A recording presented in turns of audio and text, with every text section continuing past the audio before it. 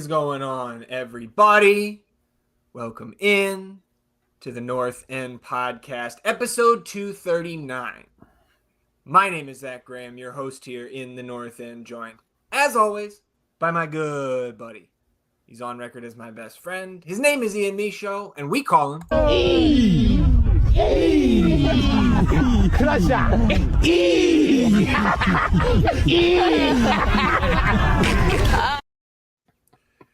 He's sitting here on a Wednesday, once again, rainy, Austin, Texas, coming off a franchise-altering night, both in positive and negative directions. I think I personally lean a little bit more towards the latter. We'll discuss everything that happened on Tuesday, and of course get into everything else that's happening around Austin FC. Shout out to our boy B. Had to bring in the Crusher intro there. How you feeling, my friend?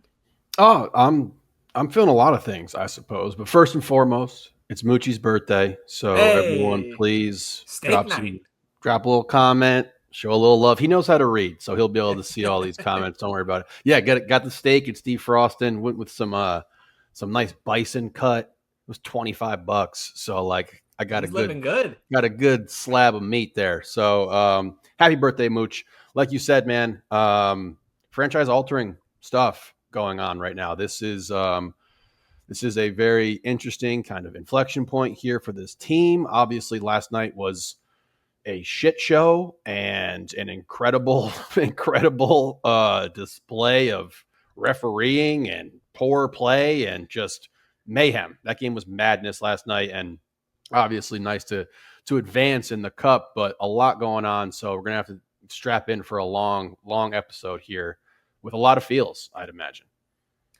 Yeah, I think this one is, we typically go longer every episode than we think we're going to, but messaged you here this morning said, I think this one is going to be a long episode, so you strap in here. You mentioned Moochie being able to read, and all I can think of is he's like, I don't think you're a Harry Potter guy, but it's Mad Eye Moochie.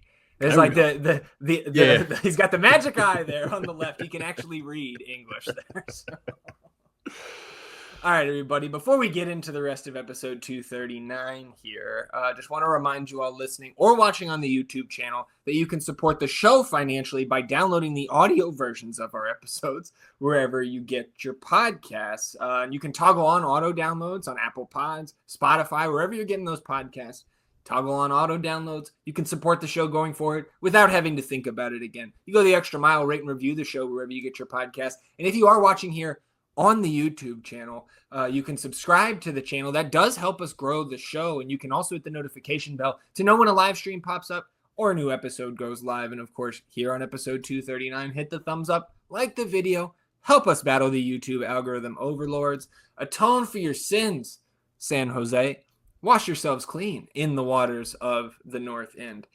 So, E, before we get into everything that went on last night, let's jump back into the rumor mill here really quickly, because as soon as I believe, going back through timestamps, pretty much as soon as we stopped recording on Sunday, an update about Diego Palacios came out or started circulating through the Austin FC universe here. And I think most of these Palacios updates have been first they begin their circulation with Verde Nation over there working with We Are Austin TV. So again, if you're not following those guys, Verde Nation as well, I would urge you, right? If you're a true sicko, you're following all of these outlets here, all of our buddies in the space. So it's continued good work by them.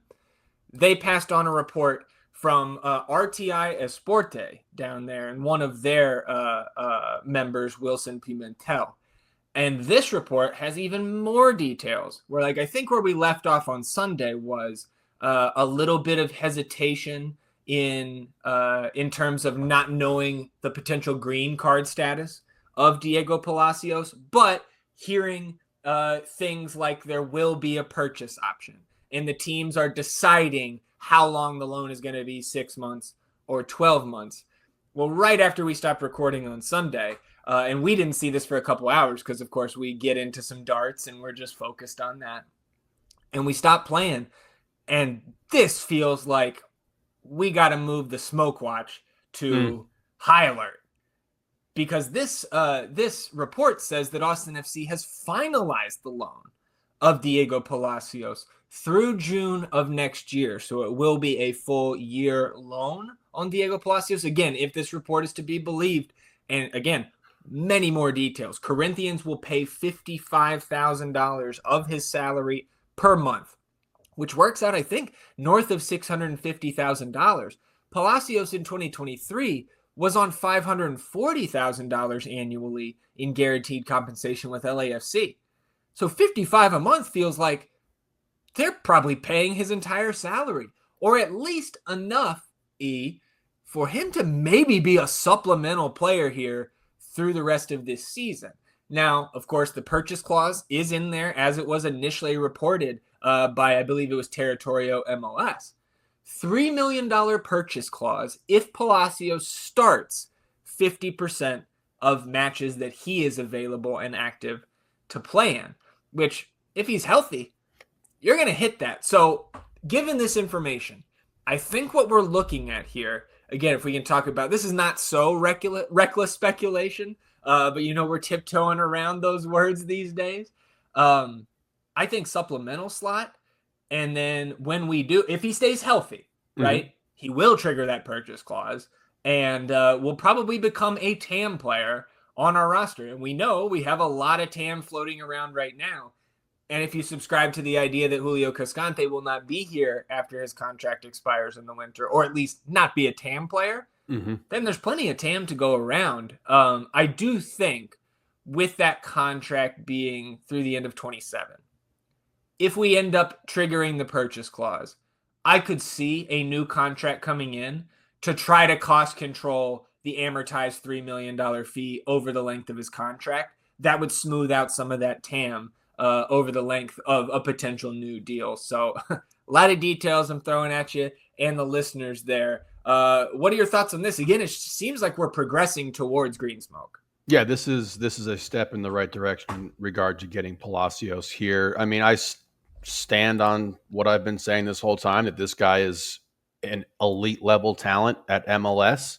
And if he's healthy, it's a no-brainer to get him over here. And I think when you first sent me this and provided the $3 million purchase clause information, I was like, okay, well, there's your safety net if he's actually hurt and his knee is not right and he can't go. But if he is and he's fine and like the knee's fine and everything, then that's great business. I feel like we haven't used good business in some time. This, particularly with them paying $55,000 a month for his salary and potentially sliding him into the supplemental role, like that's fantastic, and I don't want too much of what happened last night to bleed into all of this stuff because it needs to be contained as to what it was because it was so catastrophic. But I do think that part of the Palacios, the attraction that we have for him was to try to get Mirtu going a little bit more. I think that was part of this equation here where it was like we're trying to find ways to supplement Mirtu in his position where he's not necessarily feeling the most comfortable by providing him some support on that side of a really high quality player who's played with guys like Denny Buanga on that side and stuff like that. So I think that is part of it. But now with the potential, season ending injury for BV, Mirtu potentially shifting forward to the 9, it doesn't, take any luster away from it for me, but things are going to be changing because of what happened last night. And I'm kind of glad that this was already set in stone, and not set in stone, but moving in the right direction to where we're going to be able to get him here. And it just looks like it's going to happen. We're just kind of waiting on that official news to go ahead and pop the green smoke and welcome Diego to the team. Again, it feels like a no-lose situation to me on paper. If this report is accurate, if you can bring him in on the supplemental slot, right? To have a guy like Diego Palacios on a again, and this is not confirmed yet. It's just our speculation here. But like you said, if the knee's not good, then we're not going to buy him. We're not going to play him. And if he is healthy, then you upgraded your left back position, and you're going to get Diego Palacios back in MLS in his, stereotypical athletic prime in terms of his age right now, right? I believe he's 25. So this is something that, again, I am very excited for going forward here to see how this plays out. Again, the transfer window opens 15 days from now on July 24th. So anything else for you on Palacios right now? Again, this is not the last time we're going to say his name. Yeah, no, just waiting for this to get done, honestly. Yeah, so let's move into last night's match. And of course, U.S. Open Cup quarterfinal action, the late kickoff out there in San Jose. And Monday we did have some midseason crumbs here, because we talked about on Sunday's episode when we previewed the Quakes match, right? We were talking about the differences in the rules for these Open Cup matches, and one of them being the short bench. And we were trying to determine who would get left off, who's staying at home, who's going to make the cut. And the media team posts travel content, which ended up showing 17 players accounted for on the plane. And with Julio Cascante suspended, that left, I believe it was Hot Air Obrian, right? And Brendan Heinzike were the two that we thought would be surefire guys to be getting on that plane. Mm-hmm. They were two that were not shown. And with 17 guys definitely on the plane, you're not taking guys who aren't active on the trip. So one of those guys was going to sit out. And with Julio suspended, that started, I was clenching a little bit, thinking, get ready to learn Beer at center back earlier than we thought. Yeah, absolutely. We were really worried about BHI. I remember you had just kind of been texting me like all these names. Confirmed, saw him. He's there. And I was like, okay. Yeah, I felt like that dude, where's my car? And then you hit to this guy. And then we got to BHI and Hot Air, and it was just like, well, good Lord, I hope it's BHI, because, you would have probably gotten that Biru center back start and then an Ilya breaking place of emergency situation fill in like Alex Ring did. So happy to see it was BHI in the end. And then, of course, you don't have Hot Air after what happened last night. Yeah, right. The game we don't have Hot Air when we could really use another winger up there. But I also will say, and this is more going from crumbs to tinfoil hat. Oh, yeah. But you know that the media team puts out the game day hype video, like 30, 35 seconds. And we can, of course, not confirm that this is them trying to fuck with me. But, you bastards, you're not going to get me putting Hot Air Obrian clips from Seattle travel. It's too specific. He had the drink in his hand. You included the Spa Talk Seattle travel clip where he's got the ball cap, the tall socks. Well, you're not going to Zupa like that. Trying to get me to say Hot Air Obrian's on the plane. No, he wasn't. Good try. It was A for effort. Me, media team. Nah. So we get the lineup. Zuni on the bench, Galley on the left wing once again. I guess thinking about it, it was just the same lineup, right? That we've been running out there with Galley on the left. Typical back line. Sabo, Owen, Danny in the midfield. Book out there on the right, which I guess is that was a change from Seattle, right? Getting Osman back into the 11. But Obrian being the guy that's left off. And I guess it was a big sigh of relief about an hour before the game, or before the lineup dropped. They put out another video from the locker room. You see the Heinzike kit in one of the lockers. So BHI getting the start, and you feel a lot better about our situation with our only two center backs that could possibly be available for this game being in there and starting. Anything else for you on the lineup? We're all hanging out. We had a nice little crew last night. TJ came through, P Mike, B was there, and then the regulars with us, me, you, Jones, Debo, and everything hanging out. And like the first thing I said when I saw this lineup was like, damn, dude, like Mirtu's not cracking this 11. Like, what do we like? Really? I was concerned about it. And I think that is justified, because it's like you saw their lineup. And it was like, oh, Jesus. I didn't till like 20 minutes before the match. Yeah, they rotated. They rotated, and it was like they left their best player in Christian Espinosa off the pitch to start the game, and we're leaving Mirtu off, and I was concerned about that. But outside of that, really, there was nothing to look at where it's like, yeah, this is a positional battle. They don't really exist right now outside of that left wing spot, which is now forever changed as well. Yeah, for sure. At least for the 2025 iteration here. But dude, once they rotate, I'm just like, you guys got to get out to a lead. Have to. Because Joseph and Espinoza are going to come on in the second half, fresh legs, ready to go. And they still had Chicho out there, right? And I think we could sit here and argue between Espinoza and Chicho on who's their best player. But like you got dudes like Preston Judd making you look silly over the first 20 minutes and not being able to generate jack shit. So let's go ahead and get into this one here. Obviously, we've got an extended recap here with extra time and a PK shootout at the end, but we'll pick it up in the 12th minute. Right here, the Earthquakes are fully in Austin's half, all 10 field players over the midline. Kind of passing around the back, a little bit of a horseshoe there for a few moments, but DeJuan Jones on that near side to the broadcast camera plays a great ball down the right wing to Aseni Buda. I also think Guilherme Biru took a very poor angle on this play. And as Buda gets past him, what's that? You think? Yeah, he took a poor angle? Guilherme Biru took a poor angle on this play.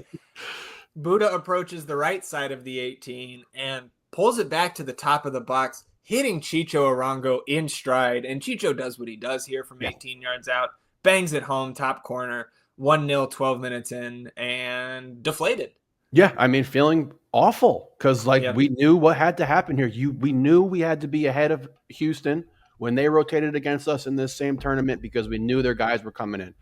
Last night, we're screaming it, preaching it before we kick off. Got to get up on these dudes because they're going to come in at halftime or whenever they're coming in, and this game is going to change. They're going to have their best players with fresh legs. And I mean, like you said, deflated there. As soon as we got scored on there, I'm just like going back in my head how we've looked in this tournament. And it's like, okay, you outplayed El Paso for 30 minutes in that matchup. You outplayed Houston for 60 in that matchup. And now, you can extend this all the way. I didn't know this before, it happened, but we played horribly for 45 minutes in that first half. That first half was terrible. So you had not looked good in any of these contests in US Open Cup. I don't want to say not good, but not a complete performance, 90 minutes of good soccer. And then to come out like this with their rotated side and have dudes like Preston Judd just running wild on you, drawing fouls, getting behind your line. This angle from Biru was just mind-boggling. It was awful. So I was super concerned, and then it just got worse, honestly. Yeah, well, and that's what I hated the most about that, outside of course, conceding the goal, but that Biru was the guy under the microscope from the Seattle game, in my mind, in terms of who had the worst individual game, or at least the one that stuck out on film to my casual eye. And for that to happen immediately and then result in the goal, it's like, oh my God, man. Are you, I in the moment I was thinking, I don't think I said it to you guys when we were watching, but is Palacios in his head?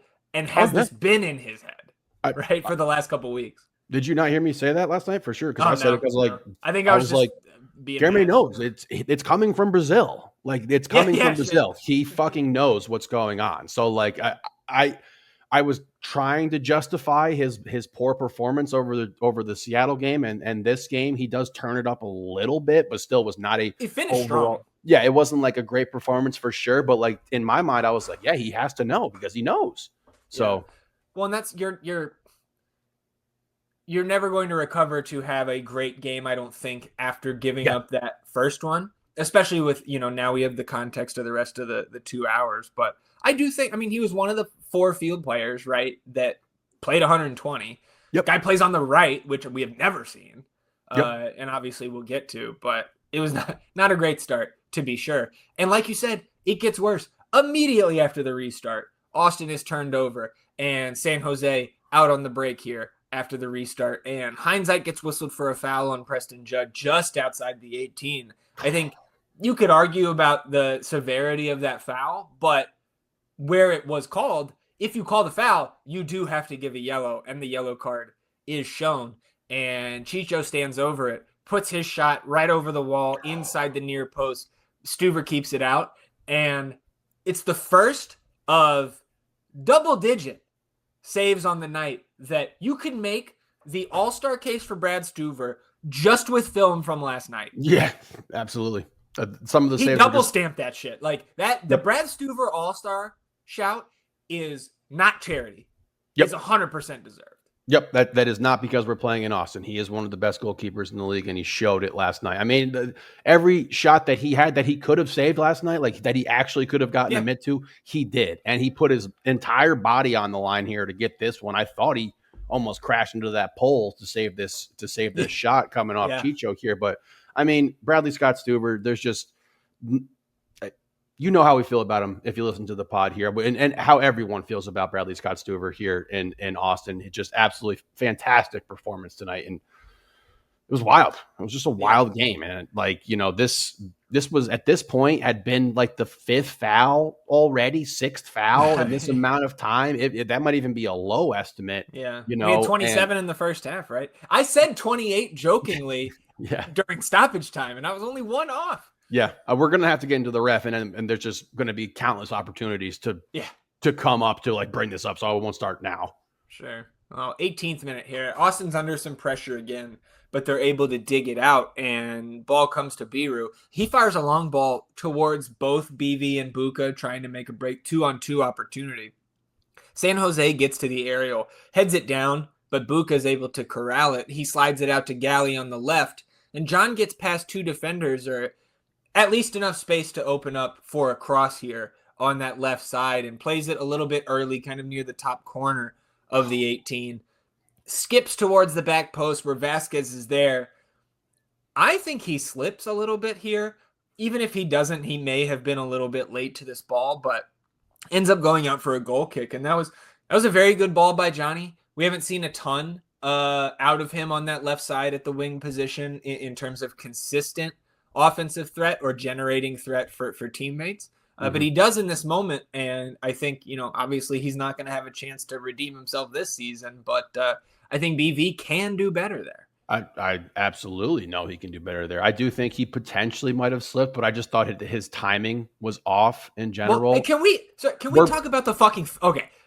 We're about to.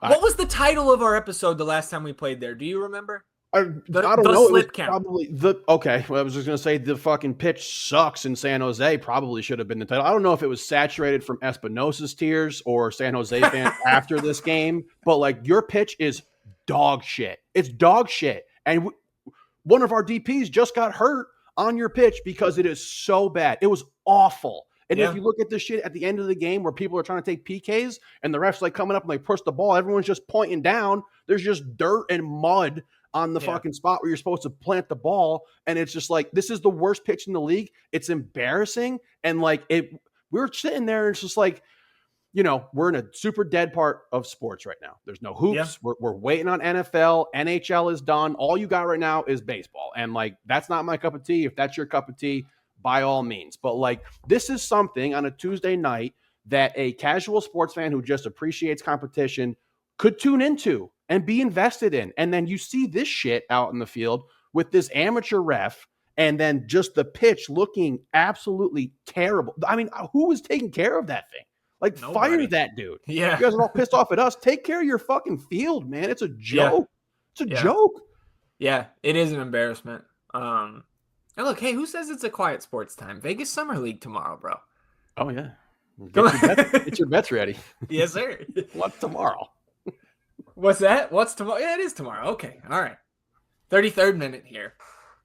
Austin struggling to string passes together as a team, which has been a theme the last few weeks. But in this moment, you see the individual brilliance by Osman. There's a ball coming down to him on that far sideline. And he and I forget who's defending him over there, but they're running out of bounds. Osman touches the ball back in play. Not just in play to get around the defender, but like towards the goal. So he takes off with it. And as he approaches the 18, he tries to slide it to Dessler, who's underlapping him, but it gets deflected. And it falls right back to Osman, and he fires a shot that rockets right off that near post and out for a goal kick. But like, again, you just see, even in a game where I don't think Buka played particularly well here, you're still always, if you get 60 minutes of him, you're going to have at least one moment where you say, oh, good move, right? Yep. And that was it, unfortunately, on the night, really, for him. I wonder if coach, knowing how things played out, would have kept him out there a little bit longer. I imagine so in the second half, but you can't plan for that. what happens in the second half. No, absolutely not. And then, like, our passing was bad last night, like really bad. Like, we were even struggling to pass the ball back. But part of that was because your pitch is fucking terrible. Okay. Yeah. I can't, like, I have to bring it up. I'm going to keep bringing it up. It was a joke. It's relevant. We have so many balls that we played last night where the bottom just fell off that bitch and, like, the ball just died. Where it was like, I don't think there are particularly great balls that were like absolutely would have led to a generation, like a chance generation. But like, you saw these balls just kind of like stutter and just be done. And like, it happened on a couple back passes. It happened on several through balls that we were trying to get through. But overall, yes, just very, very sloppy from us. And like, we're talking at halftime and I'm trying to figure out what the game plan was in this first half, because it was like, okay, it seemed initially we're going to try to build out of the back, which I thought we did decent with that in the first 15 minutes of this game. And then they scored, and then it just became like, we're sending long balls now. And like, those just became very prominent in this game. And I was like, well, why would we flip this on its head that fast because of one goal, particularly versus a team that gives up a ton of goals? Like, you can stay the course there. So I was very confused as to what we were trying to accomplish in that first half. And like, the sloppiness in general just made it much worse. Well, because we didn't accomplish much, I don't have many other notes here on the first half. But the one thing I did want to mention is I think it was around like the 35th minute. You notice Danny Pereira looking like he is maybe limping around out there, but he doesn't call for a sub. And then he's just plenty of times at the end of the half, you see him just walking. Mm-hmm. And so again, if you're hurt, come off. Yeah. And if you're not, you can't be I thought it was a bad first half performance from him because he comes out and plays till the 86th minute or something like that in the second half and looked fine, I thought.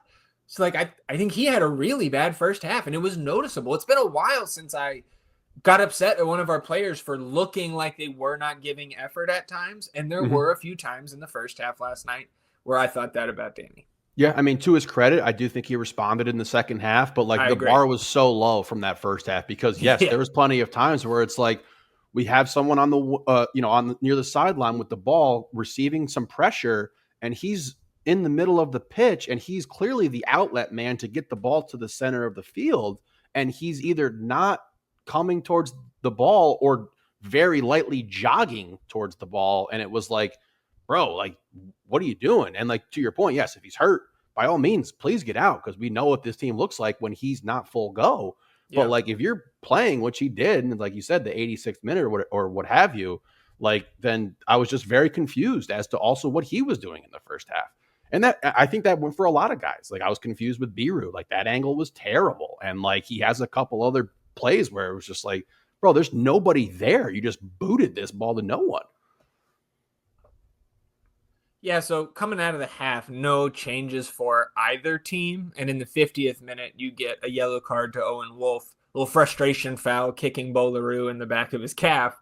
So I thought a deserved caution there. And in the 56th minute, Austin keeping a little pressure on San Jose here, at least relative to what, again, like you said, the bar was in the first fucking half. But Buka chases down a loose ball near the corner flag on that right side. He drops it back to Owen, who plays it into Sabovic inside the 18, and Bessard switches it from his right to his left, opens up space for a shot, and rockets it, mishits it wide, out for a goal kick. And then a few minutes later, you get a yellow card to Chicho for taking out Sabovic on the far sideline. Both of those guys collided. Definitely a foul on Chicho. And then he throws a fucking fit after the yellow, and I can understand not getting tossed for that. And ultimately, the way things played out on the night, I don't think he should have been tossed. But there are some moments where he definitely could be, and that's why I don't have much sympathy for the San Jose Tears.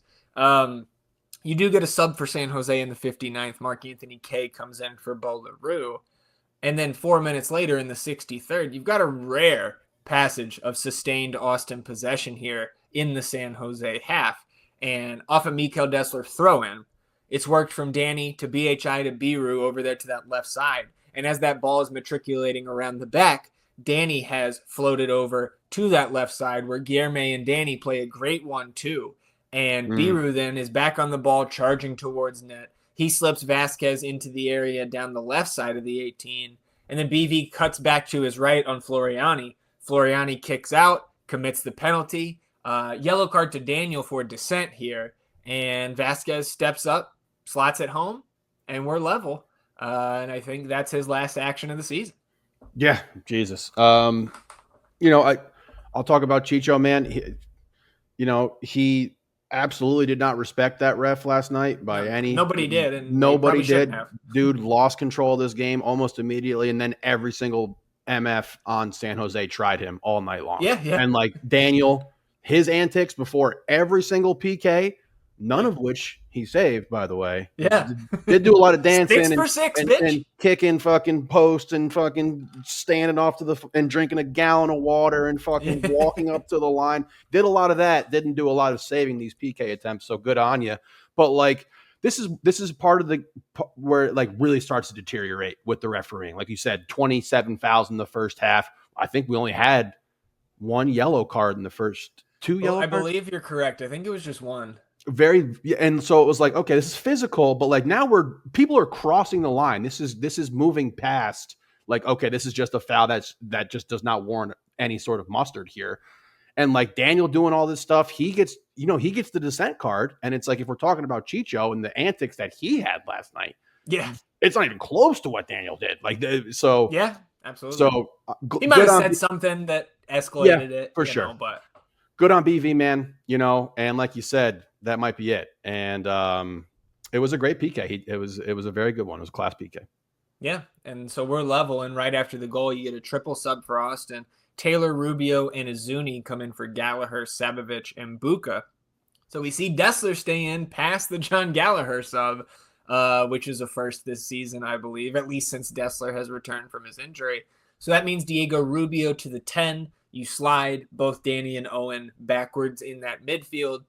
Taylor on the left wing, and Izuni playing on the right, which I think is the first time we've seen him on the right in this alignment since we went away from Buka on the left earlier in the season. Yep. 69th minute here. This is where disaster strikes. You got Vazquez running down a ball in the defensive half, and as two Quakes defenders close in on him, he fakes right and then tries to go left. And when he does, that right knee buckles, and he goes down, immediately calling for the trainers. Very obviously in the moment. I don't, maybe just the angle you were looking at on the TV, you're like, he's fine. I was like, no, he's not. Yeah. And the San Jose fans were certainly on your side of things for the moment because they, in the stadium, start to loudly boo.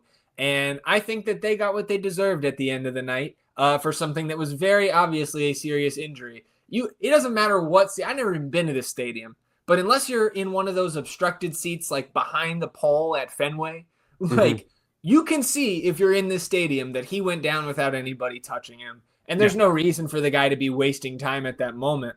So shut the fuck up. Go look at your wooden spoon, dickheads. Now that that's out of the way, I mean, I maybe we can discuss this further and just keep going through the game here. But yeah, franchise-altering moment, at least for a year. Yep. And I just want to reiterate, your pitch is a fucking joke, and it cost us one of our best players. So like, go cry some more. Like, just I mean, it was a fucking joke twice again this year. The pitch was a joke. It was a joke. No, it's disgusting. And we just lost. Like, this dude just, God, I'm so mad about it. Like, it's just ridiculous. I feel terrible for BV and for these dickheads to be booing and having this reaction that they're having. Good. At least he didn't crash out and cry like a little bitch like Espinosa. Yeah. Yeah, so he gets stretchered off. Kolmanich comes in, moving Izuni to the 9, Robert Taylor over to the right side, and John Kolmanich on the nominal left wing. 75th minute. Here comes Christian Espinosa and Joseph Martinez in for Preston Judd and Floriani there on the back line, which I believe shifted DeJuan Jones and Jamar Ricketts back into fullback positions. And, I had momentarily, at least, I think just in the stress of the moment, forgotten that those two fuckers were on the bench. So when they cut the camera to those two guys standing on the sideline, I was like, well, these guys are scoring again at some point. Yeah. 77th minute, you get Chicho going through the back of Diego Rubio, and that absolutely could have been a second yellow card. And then he slams the ball down, screams in the ref's face. That also could have been a third yellow card and gets away with it. And again, this is why, in my eyes, and I know I'm biased, but if that is not an ejection, then the Dessler challenge is not an ejection either. No, and I mean, this is not Chicho's first infraction in this game. He got the one yellow card, but this was like our fifth or sixth foul, and also like his fourth or fifth time where he is just out of control complaining. And he's wearing the band, but you don't get to act like that just because you're wearing the armband. Absolutely. For a little bit, maybe. But not of course. Your leash is a bit longer, as it should be, but it was literally from the start of that game on that first Preston Judd foul, he's begging for, I think, a PK or something more aggressive in regards to what the infraction was, up until literally the end of this game. He was whining the entire and crossing lines. So I don't feel bad for those fans neither. 82nd minute here, and it's kind of wild how many notes I have between the 82nd minute and the end of regulation. San Jose is pushing hard for a winner here at home, of course, with those fresh, talented legs coming on. And right here, Chicho plays a nice ball into Jones, who stumbles and falls. Shocker. And again, like the pitch affected them too. You would think that they would want to fix that goddamn stadium so they could not have. I'm surprised they don't have as many injuries as they do, right? More knees being done for the Earthquakes. But okay, in this this is just an insane finish to regulation. Stuver comes out, can't get to the ball without diving like on top of DeJuan Jones like it's a loose, he's going for a jump ball on the court. And from his butt, Jones drops it back to Chicho at the top of the box, and Stuver slides his feet to get in front of that one. 13 or 14 yards off his line there, and deflects it right back to Chicho. And then Stuver makes a two-handed save on that shot, and that falls to Dessler, who clears. But a very nervy moment. But again, Brad, like, maybe not the best decision-making in the moment, but he made up for it with some fantastic saves. Yeah, I mean, I was going to say, this is not the by-the-book tactical goalkeeping that you'd be looking for, but, I mean, he just made it happen. You know what I mean? It almost looked like he had a little cape on last night, the way he was diving and getting the balls and everything like that. So, yeah, survive in advance, and this was the definition of it last night. And then the next minute, Austin has a free kick in the defensive half, and they're showing a replay. So what happens here is Stuver ends up taking it, and when the camera cuts back to live play, it's bouncing into the 18, or on the left side of that 18, for Jan Kolmanich, and he fizzes a ball across the area here. The disjointed San Jose back line in this moment allows it to skip across, and it ends up at the foot of Robert Taylor in space on the right, and he shoots it wide of the near post. Like, he's on the right side, but still, I don't care. I don't care if you're Jan Kolmanich. You got to put that one on frame. Like, even if you're all left foot on that right side, like, fuck, man, you got to do better. You absolutely got to do better. This is a big chance right here, and he was wide open. And this is a great ball from Kolmanich. And, Taylor wants that back for sure. Yeah. And that Kolmanich solid play continues, right? We would talk about him here again in a moment, but the team didn't quit. They had chances to take this one in regulation. 86th minute, you get Ilie in for Danny. 87th minute, Dessler goes down behind the play here, grabbing his knee after he and Ian Harks slid together towards a loose ball and collided. And looked like probably just need a knee, and Mikel might have a bruise on that knee here this morning. Hopefully it's not too bad, ends up staying in for the moment. You get 8 minutes of stoppage given, and in that first minute, Austin comes up with a loose ball near midfield. Ilie's on it, and he turns forward, plays a ball through to Azuni. The Quakes defender steps in to break it up, but the ball's still loose. Kolmanich jumps on the loose ball, slips Azuni through that behind that back line now, through in on Daniel, and the Brazilian makes a big-time save here, but you add another Azuni missed chance to the tally. Svatak gets a yellow for kicking the ball away on the other end moments later, but I think Azuni does somewhat redeem himself later in this match, but you got to score this one too, brother. And look, he's going to have countless opportunities the rest of the season to get right. Look, if there's not a positive, but there's something that we're going to get some definitive concrete answers on now, it is if he's actually who he was built to be. Like Yeah. you're moving to the 9 now. There's no overlap between you and BV. You're not occupying the same space as him. You should be more comfortable. And you're going to have to show us now because there's no more excuse. There's player overlap. This is not the right build for these guys. These are guys who have similar skill sets and everything. You're the goal scorer now. We're trying to find you. We're trying to let you score goals. And someone asked me last night, oh, what did you see that Azuni play? And it was just like, yeah, dude, I've seen it all year, man. It's happened all year long. You got to chalk this up again to a poor decision, or not decision, poor execution in the final third here, where this is the final action to go ahead and score us a goal.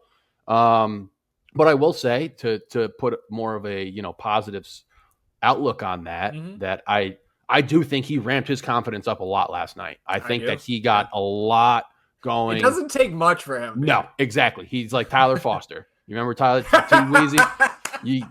He'd be 0 for 12. You get him an elbow jumper coming up, and he gets that one going. He's about to hit 6 more in a row. So he's got some juice going now. And like, yes, he does not need a lot. But the thing is, he hasn't had anything up until this point.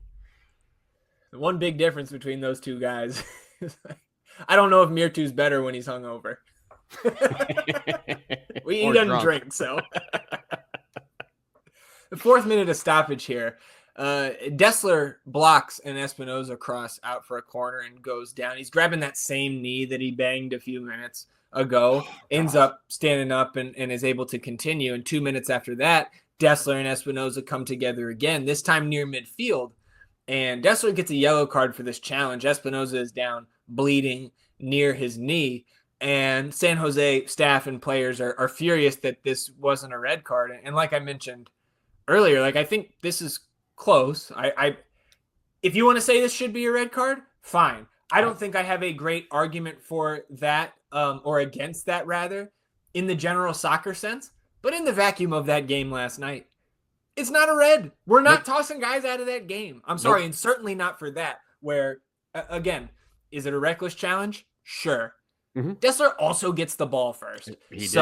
I think the official, the way he was calling that game, it would have been an extra step out of line to eject Dessler for that. And then, like you joked earlier, right? Espinoza is like actually crying here, which I didn't really get at all. I haven't seen that.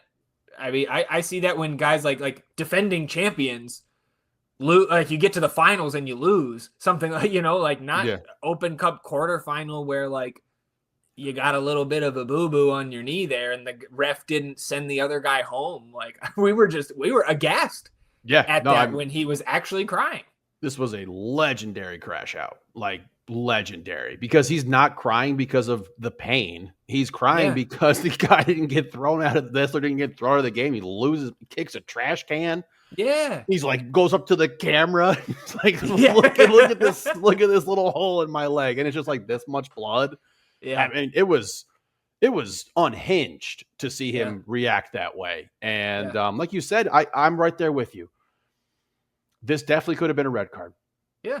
But the way that this game had been officiated all night long, that's not how it was going to play out. You know what I mean? And like, even after this, Chicho still blows up later. He still goes crazy. Espinosa's going nuts here. Their whole team's going fucking nuts. And it's like, it was just so funny to see how little blood there was. And then just be like, oh my God. He's down for 2-3 minutes. Then you lose an extra 2 or 3 minutes because he's bit. They can't get him off the field. You got to come off. You can't stop bleeding.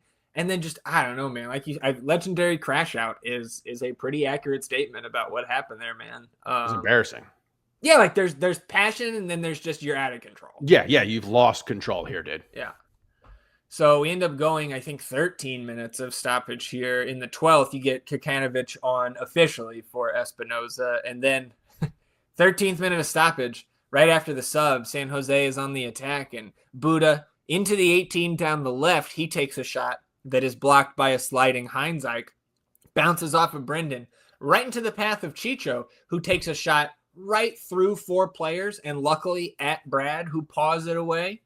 And that rebound goes to Mark Anthony Kay, who fires it on frame. Stuver has slid over, makes a one-handed save, keeping the score level. That ball falls to Roberts, who tries to head it on frame, and then Biru's able to head that chance out for a corner. Austin clears the corner. We go to extra time. Bradley Scott Stuver. And Uncle Dave, bless his heart, texting us at 2:00 in the morning. 23 shots in the box, and we won. And it's just like this was the sequence. This happens twice because it happens in extra time here too. But it's even more crazy when it happens here in extra time, and it's just like again. I don't know what Brad was on last night. If he had a little cape going on or whatever, or just like he was doing things that were just leaving us just like, oh, it was just incredible. Like he was awesome. Brandon must have handed him that cape on his way off the field. I don't know. Maybe. So we get into extra time here. Duber-Sarsky comes in for Dessler, so get the additional sub right away. Yeah. And then we're out of field players anyways. Like that was it. Which moves. Go ahead. Sorry. And thank God, because the two Dessler things, I was just like, oh God, like please not. Like we've seen him with the hamstring stuff, given how again awful your pitch was, how much of a joke it was. I was very concerned for him, particularly the two times where he kind of goes down and is just like holding something. So I'm glad we got Duber in. Moved Biru to right back for the first time ever, I believe, and John Kolmanich to left back in the 93rd minute here. Duber gets to a second ball just over midfield. And then you get a combination from Owen, Ilya, and Taylor on the right side of the area. Ilya slips Robert Taylor through to the end line, and Taylor pulls it back to a wide open Kolmanich at the top of the 18, and he rocks it over the bar. Great play by those three guys on the right side. Great setup right on a platter there by Taylor. And Kolmanich, look, man, he scored his goal this year. Yeah. I don't know if we have room for another, but I would have liked to see that on frame, that's for sure. You had the mishap from Taylor earlier where he definitely should have put one on frame. But I thought once he was on that wing and kind of established himself, he did provide a threatening presence, and this was a great ball, caught their defense out of position. And I guess that's what you're settling for if it's not Diego Palacios, because if that's Diego Palacios, I'm assuming that's probably a goal. Maybe. He's not Palacios. You don't go through his box score, and he doesn't have a ton of goals there. But maybe a better player finishes. I think it's a goal if it's Guilherme Biru. Yeah. Okay. A better player finishes that, in my opinion. Sure. Yep. Sure. 95th minute, Nick Lima comes in for Ricketts, who took a little bit of a knock there. 99th minute. This sequence starts with Buda playing it to Kekanovic at the top of the 18, and he plays an immediate flick towards the middle of the area. That ball runs through a San Jose player to Joseph Martinez. He blasts it on frame. Stuver touches it up and into the crossbar. It pings back out into the field of play where Buda has a shot on the run. Heinzike blocks that shot. It falls to Martinez. He drops it back to Ian Harks for a shot. Duber-Sarsky blocks that one back. It falls to Martinez. He takes a shot. That shot is blocked by Ilya, and it drops to Kekanovic, who takes a touch, then fires a shot through three Austin defenders, sneaks past Stuver. San Jose leads just right around the 100th minute mark, and that was ultra deflating because, we're definitely not thinking that we're going to score again there. We're absolutely in let's get to pens here. Down 2-1. Still got about 20 minutes, but again, now you sink into the total depths of despair where we were after the initial BV injury, just thinking, well, we got this BV injury, and now we're going to get knocked out of the cup. Very low moment. Yeah, absolutely. And just the way this sequence takes place, the way that the one earlier took place, where it's like, if you see 11 shots in succession inside the box, more likely than not, you're probably going to get scored on. And this one just kind of I don't think Brad had a great vision on it until it was right on top of him. Yeah. And, for everything that he had to deal with last night and the saves and everything, like I said, everything that he saw that he could have saved last night, he did. And this just was one that he didn't get two good eyes on. Yep. 105th minute here. You get Owen Wolf gets some space for a shot just outside the 18. Daniel spills it, and the Austin forwards up there were very slow to react. Gets cleared out for a corner. That corner is served in over the scrum by Kolmanich and then headed back into the mixer by Svatak, where Azuni rises up, puts it in the back of the net to equalize. Flag goes up. On the replay, he is definitely offside. But this is where I think, again, I know we don't score here, and maybe this is just wish casting, But like we said earlier, where I don't think it takes a lot for Mirtu to get going. We'll see that in his celebrations here in a moment. But for him to see the ball go in 3 times last night, I think it was good that this ball went in, even though it didn't count. I totally agree. Like we said, I don't think he needs a lot to feel really good about himself, and I think he felt good about himself because of this going in the back of the net. Definitely offside. And then just another thing, like, because the refereeing was terrible, and like the fact that none of these players had any respect for these guys, they were taking these free kicks from literally any goddamn place they wanted. Yes. This play took place on the fucking goal line, and Daniel kicks it from the 18-yard line. Yeah. Like, just rolls it, spins it all the way up there, and just says, "Fuck it, I'm blasting this." And again, fuck your pitch. I hate you. Yeah, especially after Biru, I think in the first half, spun a free kick out like 5 yards in front of him. Yeah. The ref made him go back. I mean, an 18-yard difference is fucking drastic. Huge. It's massive. So we go to the second 15 here. Rodriguez comes in for Buda, so San Jose trying to sit back and defend that 1-goal lead. 109th minute, Chicho plays a teasing ball in towards Martinez at the top of the 6, and it finds his head as he rises between Svatak and Biru. And of course, Bradley Scott Stuver tips it up and over the bar out for a corner. Austin able to clear that corner out. 112th minute, Diego Rubio has a shot from just outside the box, and that one gets deflected out for a corner. Robert Taylor sprints over, takes it relatively quickly, whips it in. It's headed out towards the top of the 18 by a San Jose defender. Falls to the foot of Owen Wolf, who takes a touch towards the penalty area and then dips around Mark-Anthony Kaye just inside the 18. Kaye clips him. Wolf goes down. Penalty is rightfully called here. And after lots of antics by San Jose and Daniel, Azuni slots it home. And Daniel had guessed right, but this was solid placement from Mirtu. It would be very, very tough, I think, for any keeper to get to that one. Not the most well-placed penalty on the night. We'll get to some of those in the shootout. But Mirtu levels it, does the Eagle celebration, and then cups his hand to his ear in front of the San Jose supporters.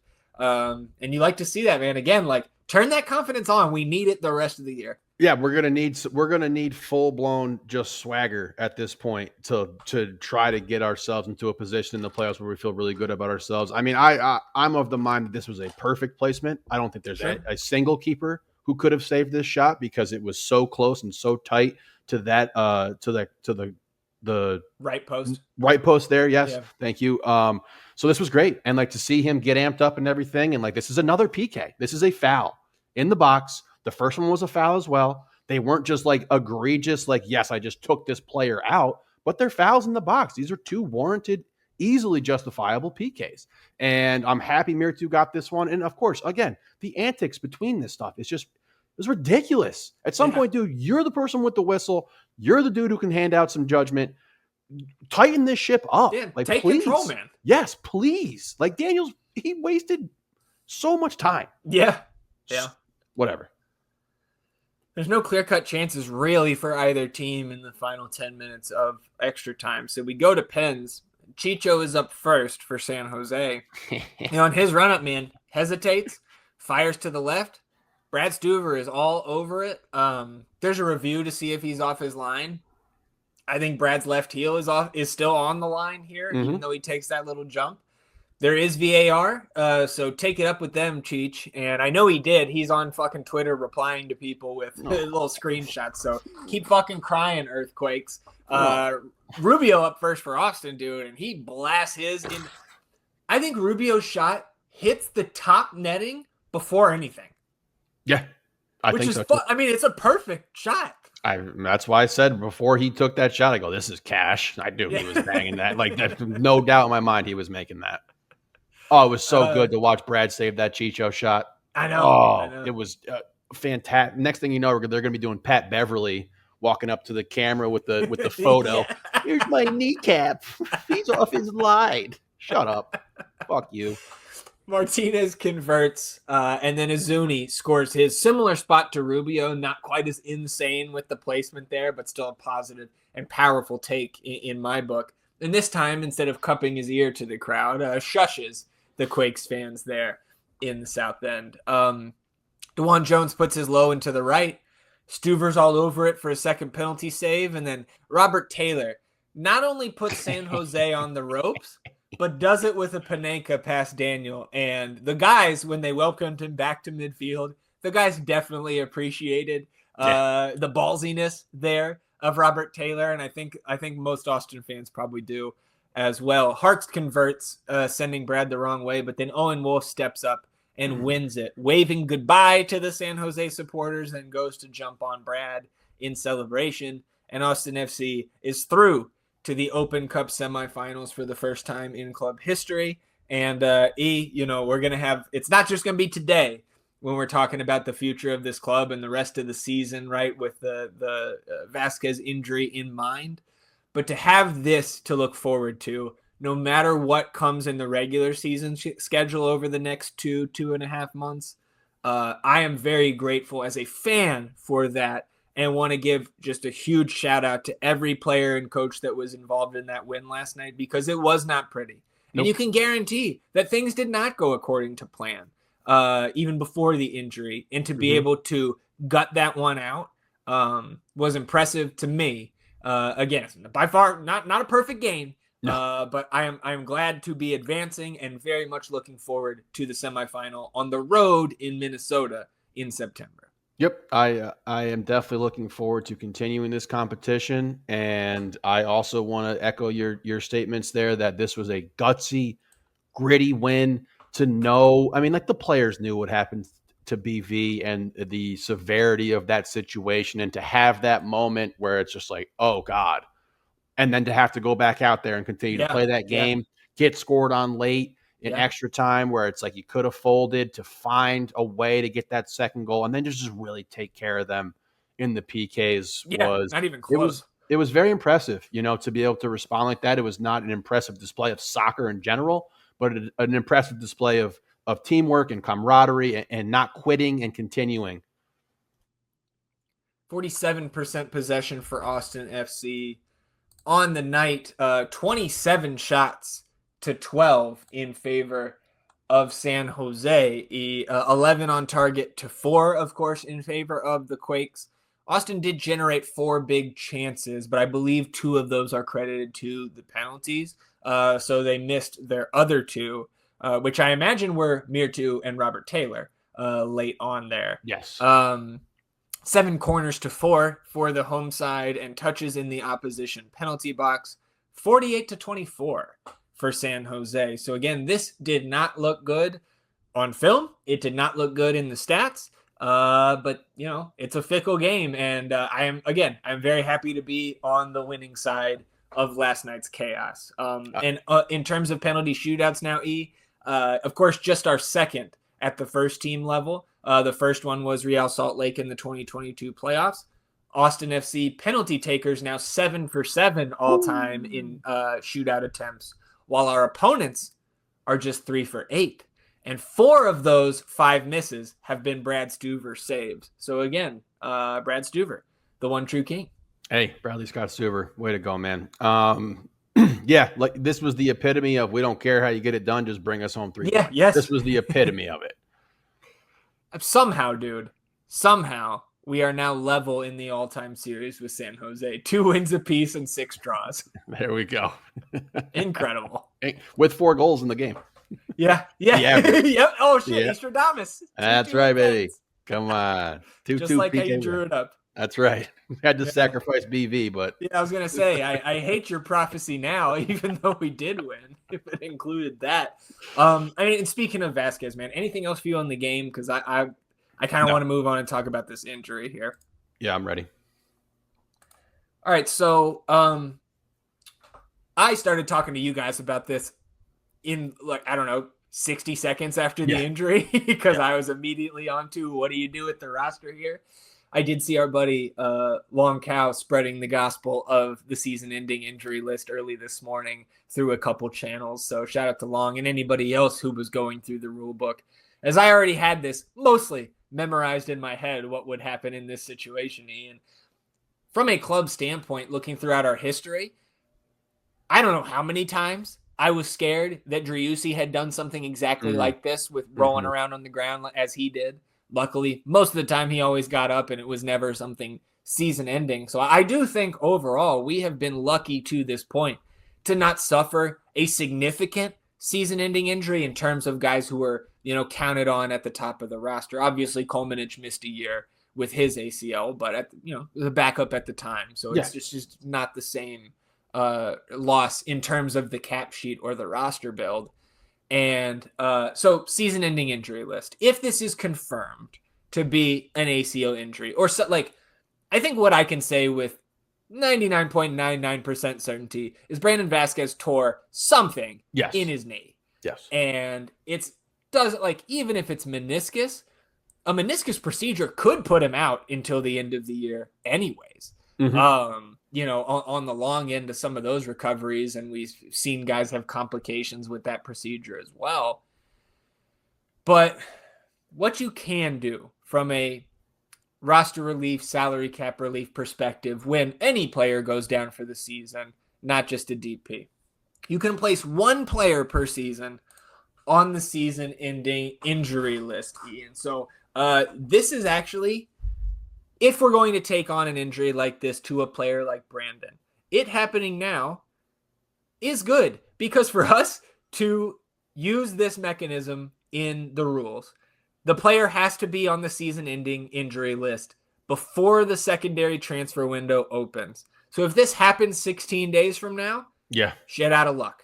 Mm-hmm. So again, we don't want it to happen, but if it is going to happen, it is good that it's now, because now Roto has the opportunity to replace his roster slot on the roster or on the roster build in the cap. So with this season-ending injury replacement player, the club will remain responsible for Brandon's salary budget charge. This potential replacement player would not count against our cap. Obviously, we still have to pay the player. But the player can be up to the same budget charge and can take the same roster designations as the player who is going on to the SEI. So Brandon, DP, it can be a designated player. We can pay this player the max cap hit and above it, right, if he is taking that designated player tag. But this is the one part I did not remember and is very key and very much narrows the potential roadmap for Roto and his staff to go out and use this mechanism this season. The player has to have an international or be using an international slot to get an international player to replace him. So we already know domestic DPs do not grow on trees. Yep. And it doesn't necessarily have to be a DP that you bring in here. It can be somebody you sign to a 6-month contract. It can be somebody you get on a loan for 6 months, which I think I might prefer if we can find one here. Yeah. Some young player who needs more minutes and isn't getting it at their current club, something like that.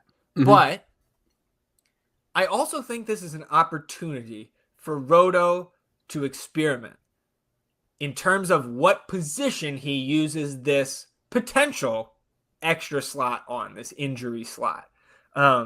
Because if you can go get a high caliber left wing, at least a guy who's competing for starting minutes, or an attacking midfield player, and Azuni's just our 9 now, and Rubio's his backup, or maybe you're using this as a guy who is a true backup at the 9 to Azuni, right? And you're keeping Diego as a backup attacking midfielder like we've seen him most of this year. Yep. Maybe that's the way you go. But you have even pigeonholed into making this replacement player a domestic, or of course, somebody who has a green card, right? That would also fit the profile. You just have an opportunity here to try a little bit of a different recipe, for lack of a better term, to work into the Roto cooking memes and all of that. I'm very interested to see what he does here. And ultimately, I just want them to use this mechanism, because if you're about winning in this league, and again, I'm not, certainly after this injury, no delusions of making a probable run to an MLS Cup, right? Mm-hmm. Or even winning a round in the playoffs. Mm-hmm. But I think you still have enough talent on this team, especially if you use this slot wisely on somebody who can contribute. You still have enough to make it into the postseason, at least into the first round. And then you let the cards fall where they may, like you did last night. I don't think this is the end of our season. It's obviously a major blow and setback that will affect us into 2026, very Mm-hmm. much so. But for the 2025 season, I hope we use this mechanism, and I hope we keep pushing towards the playoffs. And of course, they're going to go out and try to win every match, and we still have a favorable schedule. But goddamn, man, it's just, and this is just from the team perspective, not even thinking about Brandon as an individual and what he's about to go through. As a player going through, a player of such caliber with the weight of the expectations that are on Brandon Vazquez. Obviously, best wishes to Brandon. Get well soon, and fingers crossed that it's not as bad as it looked. But we have a lot more coming at us than we expected, and not in the fun green smoke way. Yeah, absolutely. This is a large wrench in the plan that was going to be this transfer window for us. This changes almost everything. I'm with you there. I hope that we use this slot, not necessarily to find a 1-for-1 replacement with a DP level player to come in here and make this push with us in the second half of the season.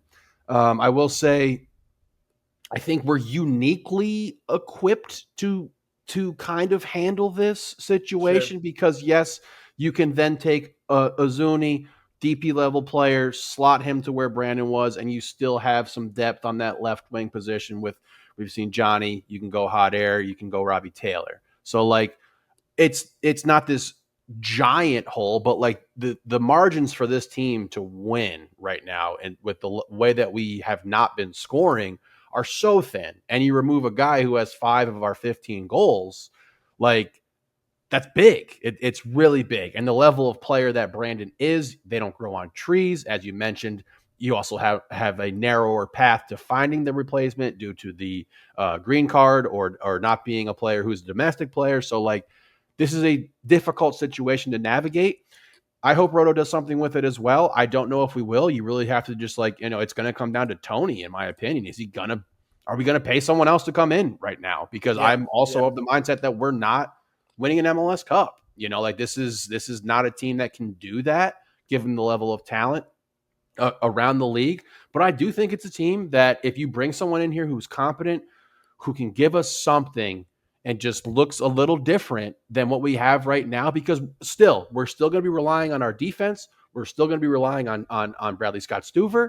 So if you can get someone in here who can give us some competent level of replacement for what Brandon was doing, then I do think you can make a push into the playoffs and potentially sneak out a playoff win. I do think you can do that, because when you put the ball down, you got to play. So I feel really terrible for Brandon. I feel really bad for the guys. I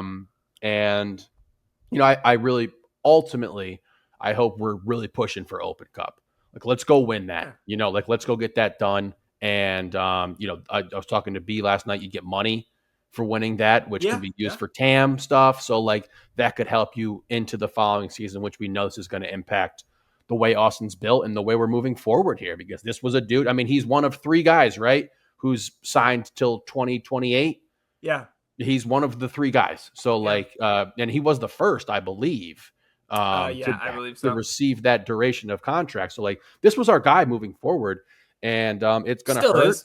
Yes, of course. And I hope it's not an ACL. I said last night that it was something to the knee, but I don't know if it's particularly ACL. So hopefully good news. And it's going to be a long road for him, and it's going to be a long road for us here, but it happened right before this window. So you can do this, you can try it. And I say we go for it, because this fan base has been starved of playoff competition. This fan base has been starved of high quality teams that go out there and compete night in and night out. And I think the players and the fan base and the team as a whole deserve that opportunity. And if you're going to do it, let's go for it. Yeah. I'm not actually sure if you can create allocation money with your U.S. Open Cup winnings, but I know you can't do TAM because you can't generate TAM at all. It's just GAM that would. Yeah. So, and TAM is a fixed. Yeah, TAM is fixed and decreasing year over year. Mm-hmm. And timeline for Brandon, right? ACL injuries these days is 9 months, give or take. Yep. On the long end, dude, it could be this time next year. Absolutely. When he's back. Could be longer. Yeah, it could absolutely if things I've don't seen go 14 well. months. I've seen Yeah. 16 months for these things for sure. We've gotten to a point where, like, yes, it used to be 12 guaranteed. Yes. Now we're Yes. at 9, 10. But Yeah. yeah, it's got to go well. And, he's still young. So, like, that's going Yeah. to be help him out a lot and everything. But We've got a great medical staff here. and you got to move on. You know what I mean? Like, that's the other thing is like, it sucks, but Yeah. the show must continue here. Yeah. And Mirtu, like I said earlier in the show, the episode here, like, we're going to find out who you are now. Like, if you were really that guy who was just being overlooked because BV was playing up there, Yeah. well, Yeah. we're going to see it now. So, Yep. like, go ahead and show out, man. This is your opportunity. It's a moment. Yeah. And again, like, really, no matter what Izuni does, if he starts, rippling the net multiple times a month, that presents a different set of problems than if he doesn't. Because if he doesn't, then it's like, all right, well, we want to move on from this guy probably, but also you're going to lose a lot of money probably on that potential transfer out. Yep. And if he does start scoring all kinds of goals, and it's like, well, fuck, man, like these guys over a half a season, they couldn't do it together. Yeah. But by themselves, they're working just fine. So I'd it's much going to be rather have that interesting to worse. watch. I would much rather have that problem. Yeah, sure. that's the it's going to be interesting, man. And like we said, if there's one guy who is wired that way in his brain to view this as like, oh, it's Mirtu's time now. It's Mirtu Izoni, like that. It really is. Like he is just built like that. So, I don't want to say I am excited for him, and that's taking out all of my disgust for how goddamn awful your pitch is, San Jose, and what happened to BV. But I am excited for Mirtu and the opportunity that it brings for him. Everyone's going to have to step up. Everyone's going to have to play a little bit better. And like, let's see what you got. Yeah.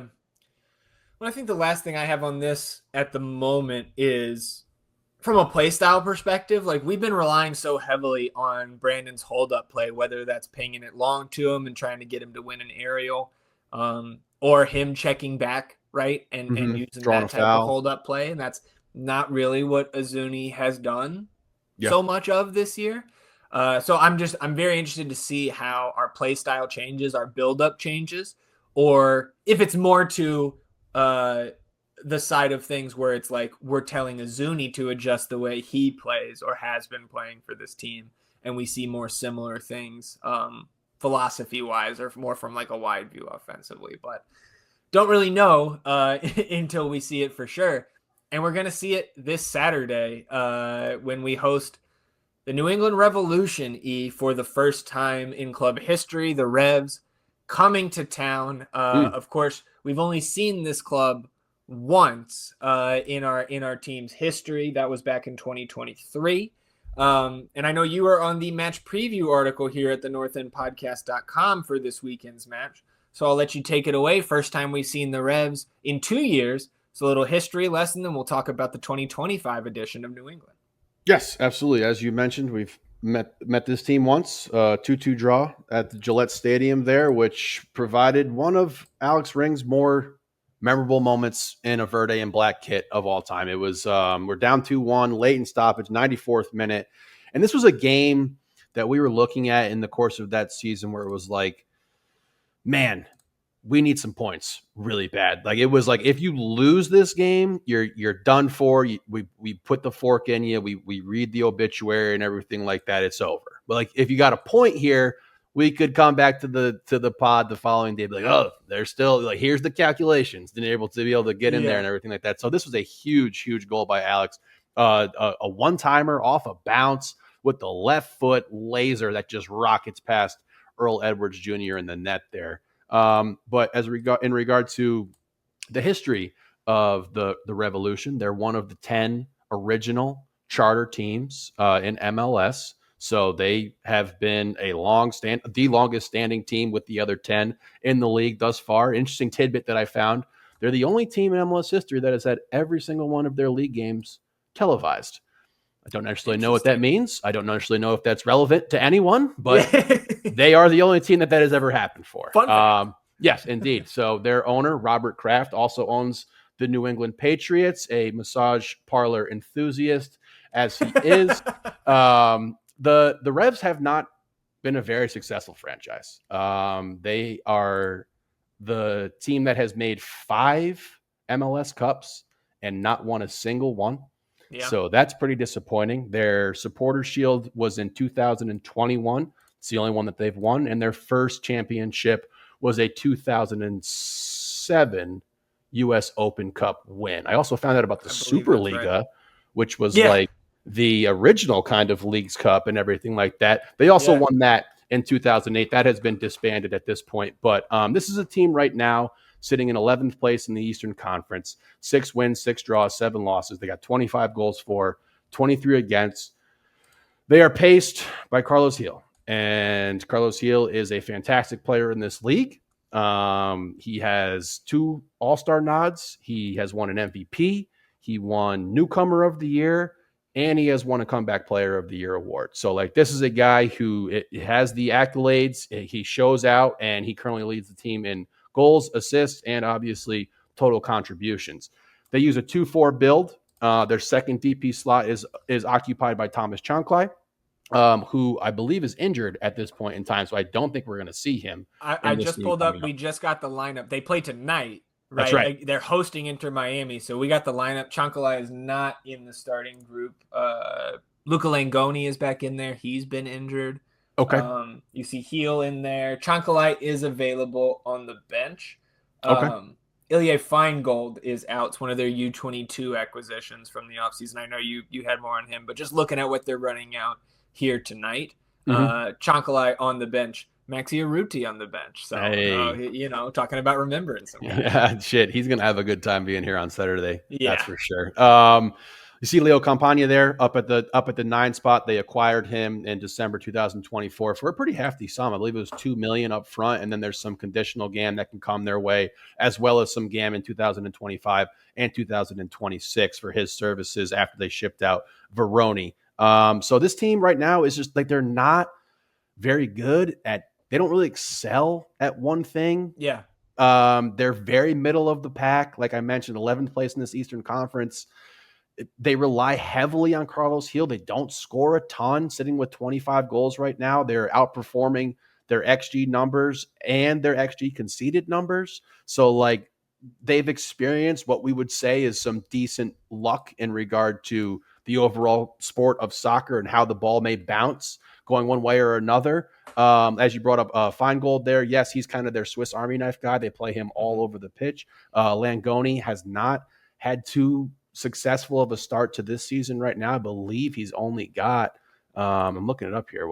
I'm losing it, but he has not played a bunch this season for them. And like when you only have the 2 DPs, one of them Chanclay having missed some time, and then Gil, and then you only occupy 2 of the U22 initiatives with Langoni and Feingold, they're just struggling to find consistent production from a lot of different players here, but I'll let you get some analysis in as well.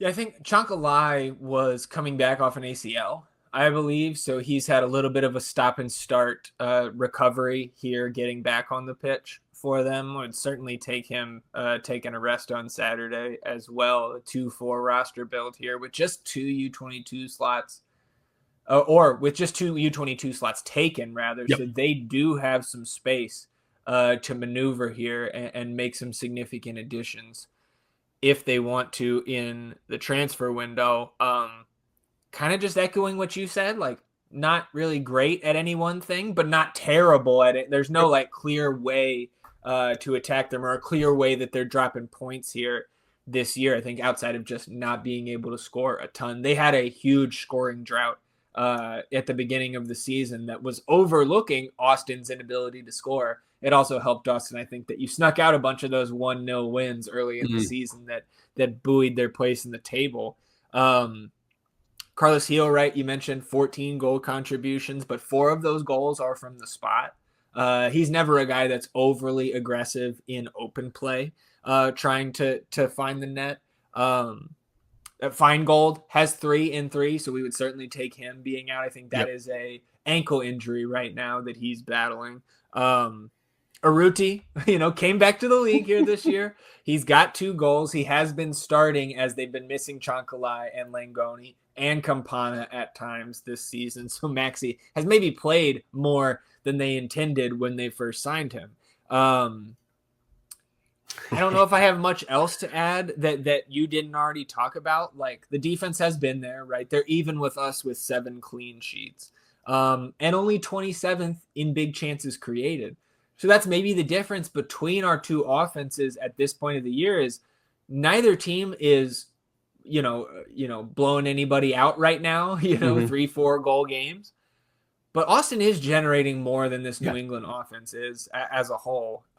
So I still like our chances here, and I definitely like that they have to play tonight against Messi at home in a game where, Gillette is probably relatively packed out tonight with Messi in town. And this is going to be a emotional game for them, defending home turf, playing against the greatest player of all time.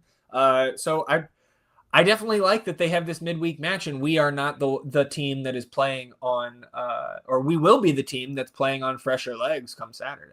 Yes, absolutely. And, just from a tactical kind of standpoint, they do have a bit of a high press involved in their game. It's not necessarily an overly aggressive high press that's trying to generate a lot of turnovers, as opposed to it being more of a way to mitigate counterattacking from the other team. It's kind of like one of those soft presses that you see in basketball, which I don't know how many people could possibly get that reference who listen to this podcast, but it's much more of a thing to mitigate the opponent's ability to get out in transition and hit you when you're not structurally sound, which they are. They definitely want to control the ball as much as they possibly can, but given the lack of talent that they have, it's not overly successful. I think they're sitting at about 51% possession right now. But like you said, they're in the bottom third in most of the offensive categories that you look at in regard to looking at a team and how successful they are to put goals in the net. So this is definitely a team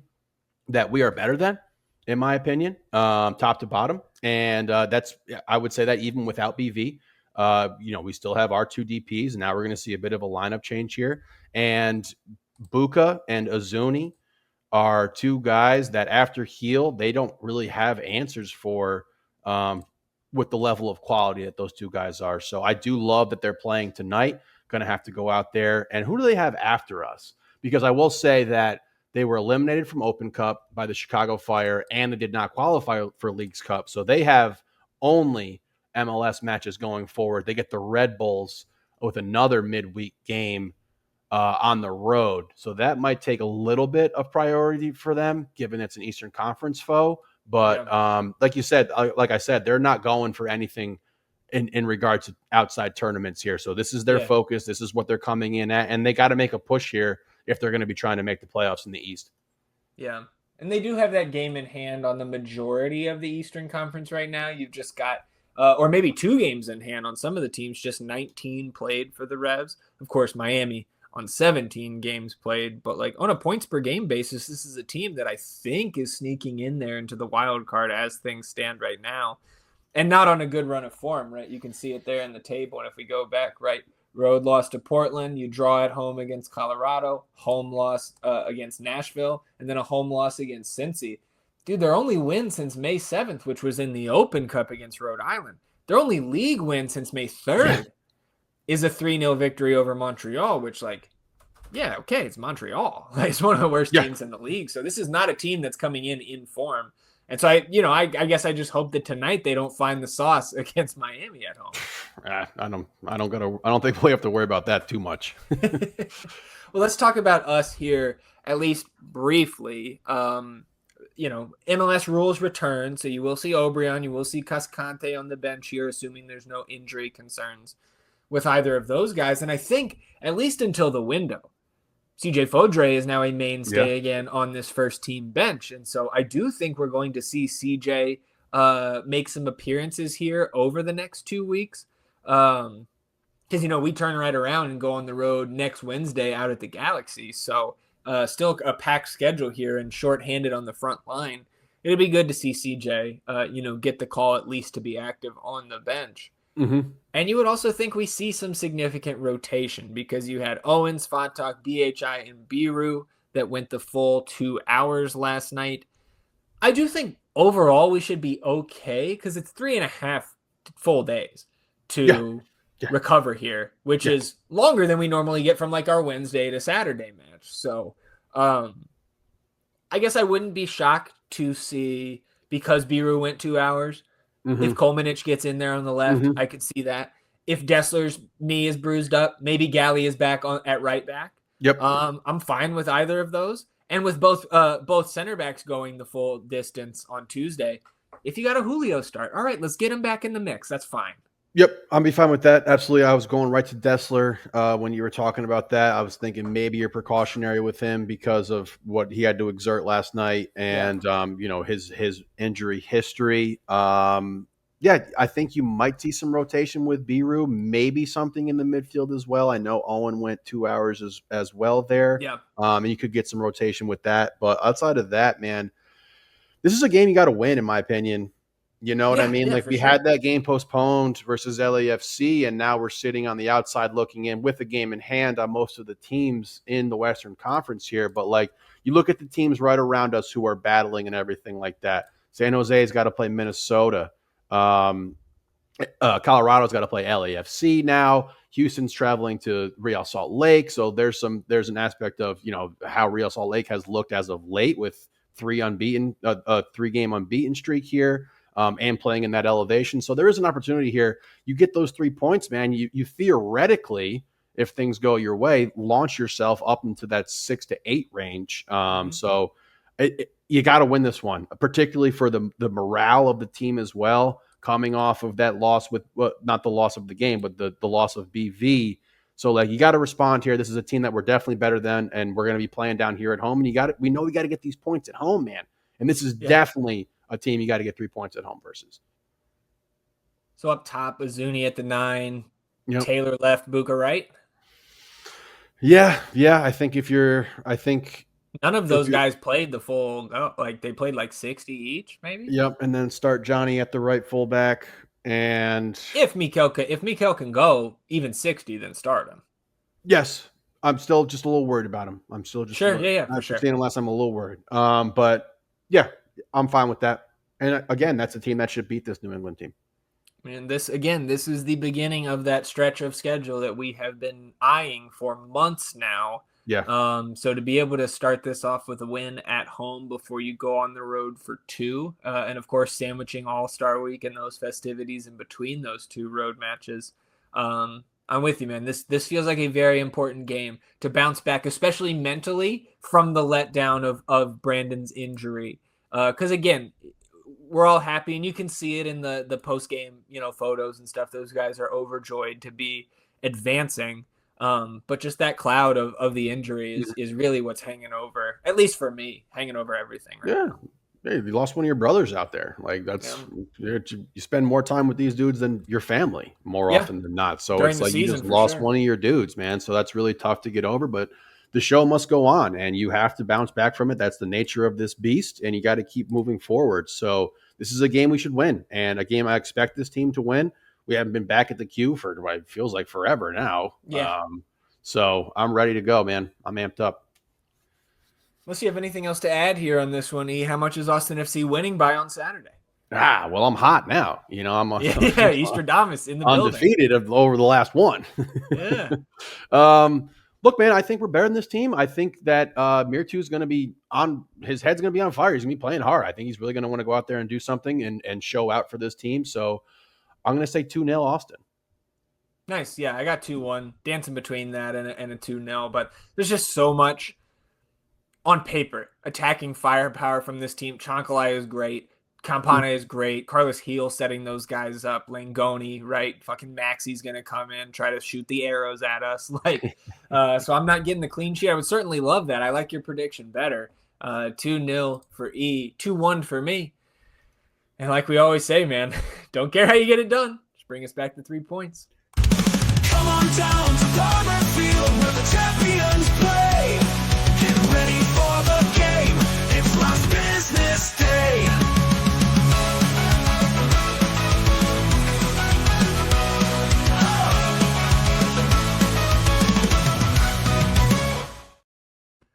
Last business day here on episode 239 of the North End podcast, and it is a busy one here, E, so let's get into some of this news. This happened actually prior, I believe, to our Sunday episode, and we forgot to cover it. So the first of three moves made by the second team here, Austin FC to announce that they signed midfielder Marcel Ruzel to a contract through 2027 with an option for the 2028 season.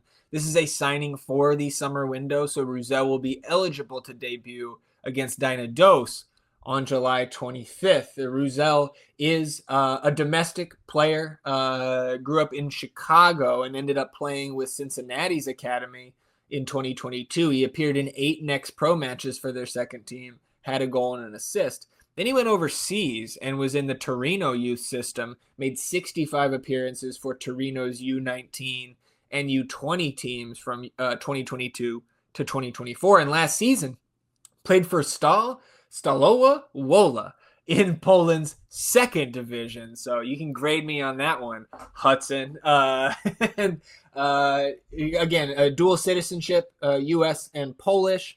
He has made 5 appearances for the U.S. youth national levels, also represented Poland at the U15 and U16 levels. So Marcel Ruzel, we will see him in game action here in a couple weeks.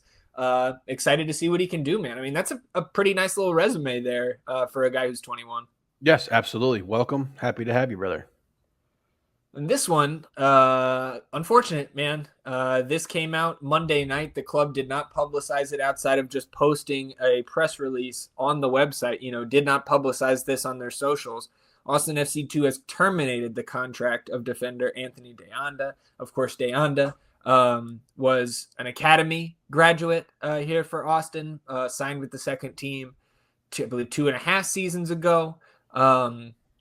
This is a kid who was an MLS Next All-Star 4 years ago, right?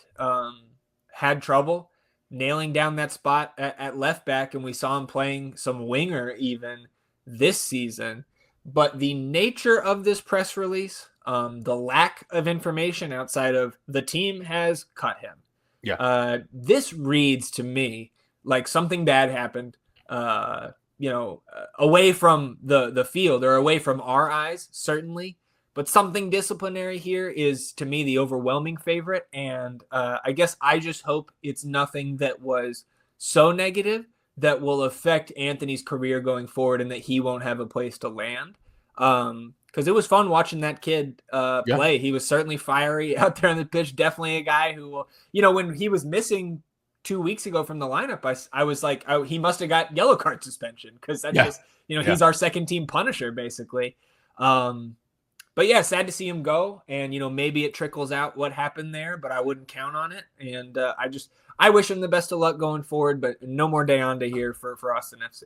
Yeah, this is definitely a bummer, and the lack of information is concerning, and I echo what you have to say as well, where it's just, I hope it wasn't real bad, man. If that was the case, I'm not going to say it definitively, but given what we saw with Van Rijn and the difference in language here, it definitely does not seem like this was a mutual decision. Yeah, no, I'm with you there. So that was the second of 3 pieces of news that we had here from the second team.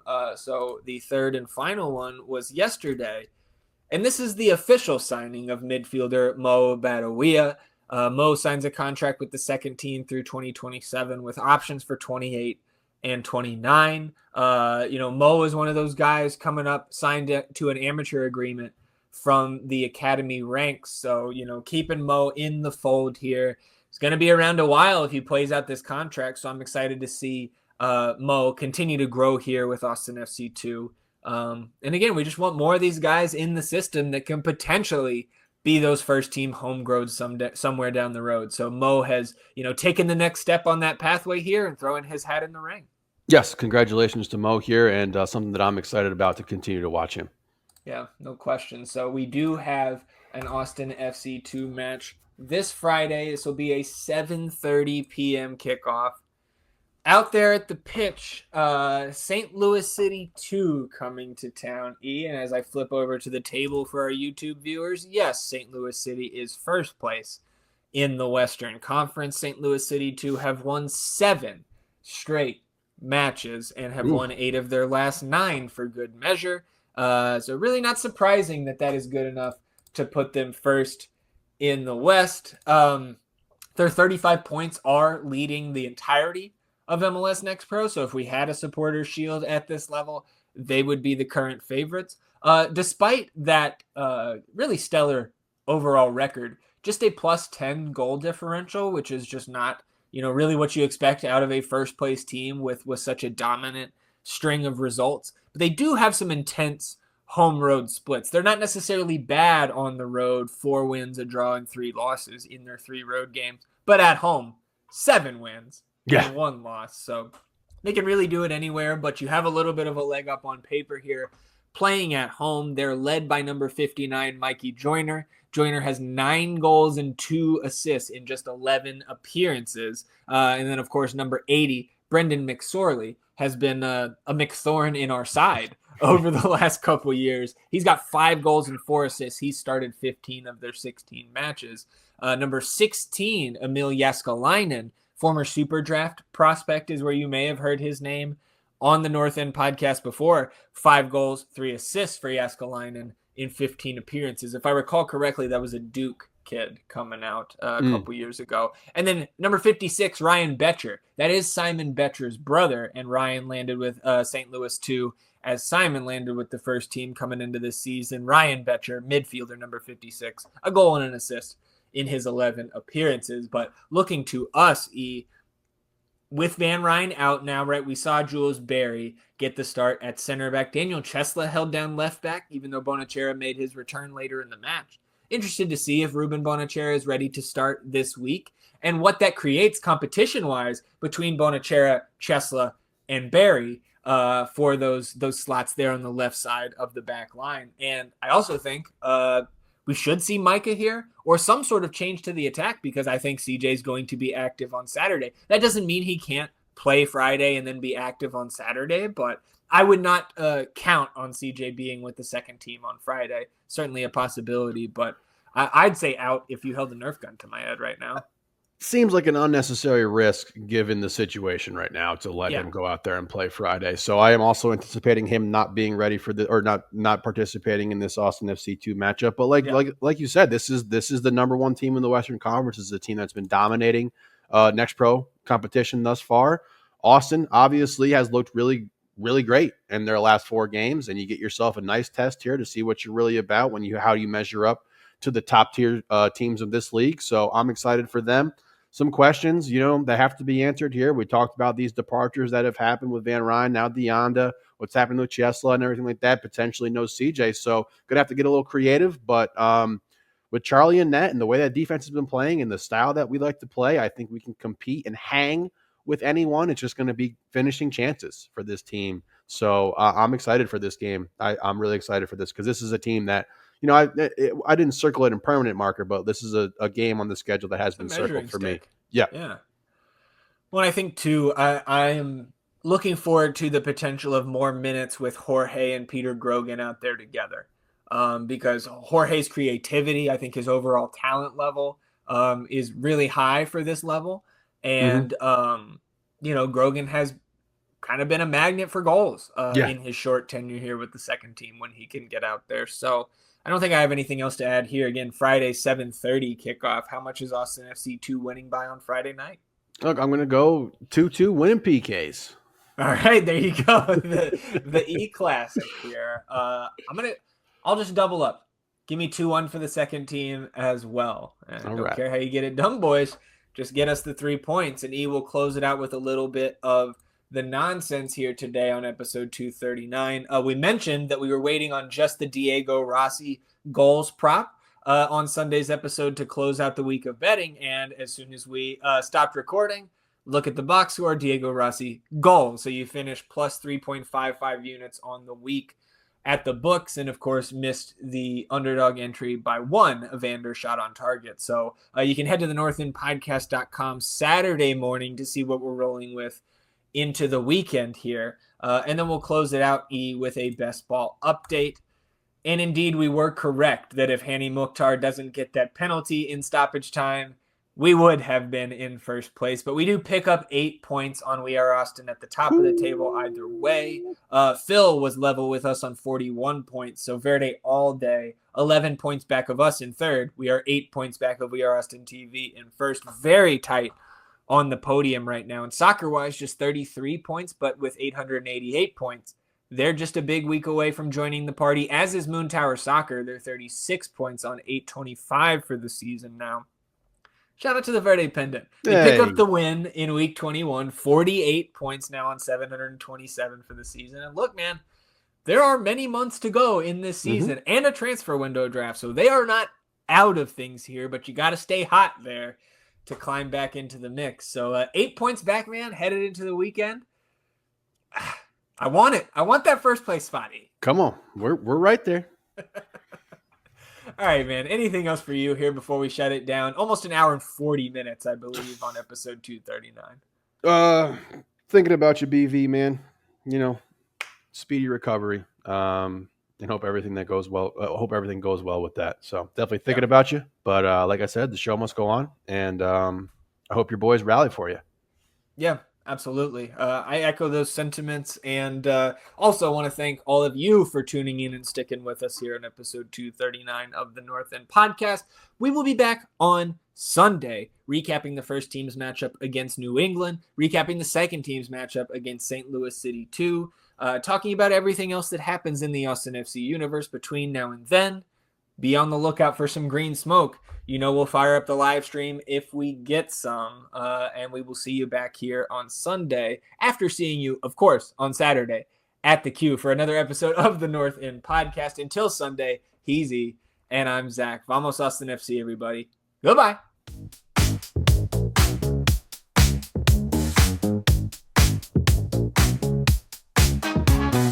Welcome to the North End, where the passion's running high. We're here to talk football, Austin FC, all pride. ZG and E will take you on this ride, week by week, side by side. It's Action 1, 2, 3, we're the rowdiest in town. The Pirates, Game, and Uncle Dave, and Big Fudge all around.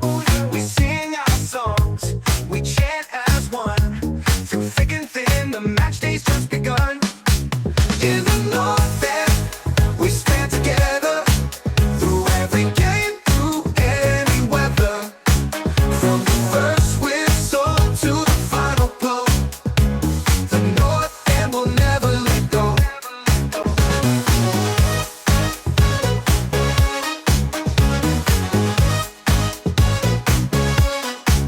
In the lights of Q2, our home, our sacred ground. In green and black, we fight, our voices loud and proud. Trios, magic, Bacari speed, Stuva saving grace. With every goal we score, the lights turn Verde, it's our place. So knows the mastermind, building our dream, and moves everything around me as he strengthens our team. Let roll